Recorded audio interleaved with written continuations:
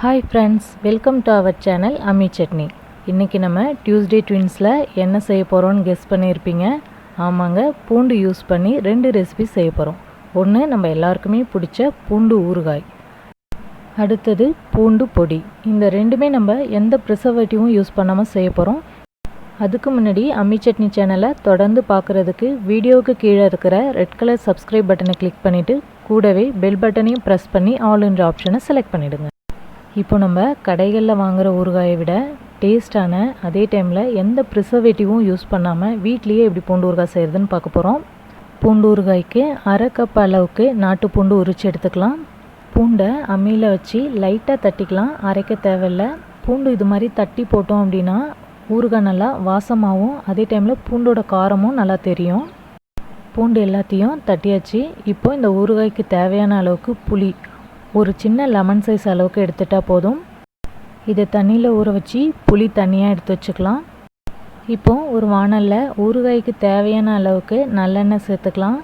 5 spoon அளவுக்கு நல்லெண்ணெய் சேர்த்தோன்னா சரியாக இருக்கும். தாளிப்புக்கு 1 ஸ்பூன் அளவுக்கு கடுகும், இந்த ஊறுகாயில் நம்ம புளி சேர்க்கறதுனால அரை ஸ்பூன் அளவுக்கு வெந்தயமும் எடுத்துக்கலாம். கூடவே 2 காஞ்ச மிளகாவை 2ஆக கிள்ளி வச்சுக்கலாம். எண்ணெய் காஞ்சதும் கடுகு வெந்தயம் போட்டு தாளிச்சிடலாம். கூடவே நம்ம 2ஆக கிள்ளி வச்சுருக்கிற காஞ்ச மிளகாயும் சேர்த்துடலாம். இப்போ ஃப்ளேமை சிம்மில் வச்சுட்டு கரைச்சி வச்சுருக்கிற புளி தண்ணியை சேர்த்துடலாம். பூண்டு ஊறுகாய்க்கு தேவையான அளவுக்கு உப்பு சேர்த்துடலாம். கூடவே 2 ஸ்பூன் அளவுக்கு வெறும் மிளகாய்த்தூள், 1/2 ஸ்பூன் அளவுக்கு மஞ்சள் தூள் சேர்த்துக்கலாம். இப்போ இது எல்லாத்தையும் நல்லா மிக்ஸ் பண்ணி விட்டுட்டு ஒரு கொதி வந்ததுக்கப்புறமா நம்ம தட்டி வச்சுருக்கிற பூண்டு இதில் சேர்த்துடலாம். புளிக்கரைச்சல் கொதிக்க ஆரம்பிச்சிடுச்சு. இந்த ஸ்டேஜில் நம்ம தட்டி வச்சுருந்த பூண்டெல்லாம் சேர்த்துடலாம். புளி தண்ணி கரைக்கும் போது கொஞ்சம் தண்ணியாகவே கரைச்சிக்கலாம், அப்போ தான் பூண்டு அதில் வேகிறதுக்கு சரியாக இருக்கும். பூண்டு வேகும்போது அப்பப்போ கிண்டி விட்டுட்டே இருங்க. இப்போ புளி தண்ணி நல்லா சுண்டிடுச்சு. இதில் போட்டுக்கிற பூண்டெல்லாம் வெந்துடுச்சா அப்படின்னு செக் பண்ணலாம். இப்போ இந்த பூண்டை ஒரு பிளேட்டில் போட்டு கையால் லைட்டாக நசுக்கணும் அப்படின்னா அது நசுங்கணும். அப்போ தான் அது நல்லா சாஃப்டாக வெந்திருக்குன்னு தெரியும். பூண்டு நல்லா வெந்து ஊறுகாயும் கரெக்டான பதத்தில் வந்துடுச்சு. இந்த ஸ்டேஜில் இந்த ஊறுகாய்க்கு தேவையான அளவுக்கு வெல்லம் சேர்த்துக்கலாம். 1 ஸ்பூன் அளவுக்கு நாட்டு சக்கரை சேர்த்துருக்கேன், நீங்கள் பவுடர்டு வெல்லம் கூட சேர்த்துக்கலாம். வெல்லத்தை சேர்த்து நல்லா கலந்து விட்டுட்டு கொஞ்சம் நேரத்துக்கு அப்புறமா நம்ம ஸ்டவ்வை ஆஃப் பண்ணிடலாம். இந்த பூண்டு ஊறுகாய் நாட்டு பூண்டு யூஸ் பண்ணி செஞ்சோன்னா ஊறுகாயில் பூண்டோட காரமும் டேஸ்ட்டும் நல்லாயிருக்கும். இப்போ நமக்கு பூண்டு ஊறுகாய் ரெடி ஆயிடுச்சு. இதை நம்ம இறக்கிடலாம். லஞ்சுக்கு தயிர் சாதமும் இந்த பூண்டு ஊறுகாய் மட்டும் இருந்தாலே போதும், அவ்வளோ சூப்பராக இருக்கும். இந்த பூண்டு ஊறுகாயை பாட்டிலில் ஸ்டோர் பண்ணி ஃப்ரிட்ஜில் வச்சு 1 மந்த் வரைக்கும் யூஸ் பண்ணலாம். டியூஸ்டே ட்வின்ஸோட ஃபஸ்ட்டு ரெசிபி அருமையான பூண்டு ஊறுகாய் எப்படி செய்யுதுன்னு பார்த்தோம்.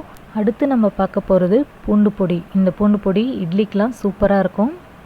இதுக்கு நம்ம காஞ்ச மிளகாயை நல்லா காய வச்சுட்டு அதோட காம்பெல்லாம் நீக்கிட்டு ஒரு மிக்ஸி ஜாரில் போட்டு கோர்ஸாக அரைச்சி எடுத்துக்கலாம். அப்படி அரைச்ச பவுடர்லேருந்து அரை கப் அளவுக்கு பூண்டு பொடிக்கு எடுத்துக்கலாம். வானலில் 1 ஸ்பூன் அளவுக்கு மட்டும் எண்ணெய் சேர்த்து ஃப்ளேமை சிம்மில் வச்சுட்டு எடுத்து வச்சுருந்த மிளகாய் பவுடரை சேர்த்து லைட்டாக சூடுபடுத்திக்கலாம். மிளகாயோட பச்சை ஸ்மெல் போகிறதுக்காக இதை நம்ம லைட்டாக சூடுபடுத்தினா போதும். இப்போ மிளகாய்த்தூளில் இருந்த பச்சை ஸ்மெல்லாம் போயிடுச்சு. இந்த ஸ்டேஜில் பூண்டு பொடிக்கு தேவையான அளவுக்கு உப்பு சேர்த்துக்கலாம். உப்பு சேர்த்துட்டு லைட்டாக ஒரு தடவை வதக்கிட்டு ஸ்டவ்வை ஆஃப் பண்ணிடலாம். நம்ம ஃப்ளேமை லோவில் வச்சு மிளகாய்த்தூளை சூடுபடுத்தினதுனால கலர் சேஞ்ச் ஆகாமல் நல்லா வந்திருக்கு. இப்போது இதை மிக்ஸி ஜாரில் சேர்த்து நல்லா பவுடர் பண்ணிக்கலாம். இந்த அளவுக்கு நைஸாக பவுடர் பண்ணிக்கலாம். இப்போ இதில் நம்ம பூண்டு சேர்த்து அரைச்சிட வேண்டியதான். அரை கப் அளவுக்கு மிளகாய்த்தூளுக்கு அரை கப் அளவுக்கு பூண்டு சேர்த்தோன்னா சரியாக இருக்கும். ஃப்ரெஷ்ஷான நாட்டு பூண்டு சேர்த்தாச்சு. இப்போ இதை நம்ம அரைச்சி எடுத்தோன்னா பூண்டு பொடி ரெடி. இதில் நம்ம பச்சை பூண்டு சேர்த்து அரைச்சிருக்கிறதுனால பொடி கொஞ்சம் ஈரத்தன்மையோடு தான் இருக்கும்.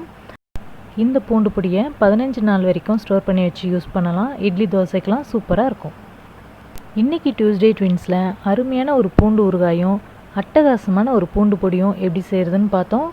இது மாதிரியே நெக்ஸ்ட்டு டியூஸ்டேவும் நல்ல 2 ரெசிபியோடு நம்ம மீட் பண்ணலாம். இந்த வீடியோவை லைக் பண்ணி எங்களை சப்போர்ட் பண்ணுங்கள். உங்கள் ஃப்ரெண்ட்ஸ்க்கெலாம் வீடியோவை ஷேர் பண்ணுங்கள். தேங்க்யூ.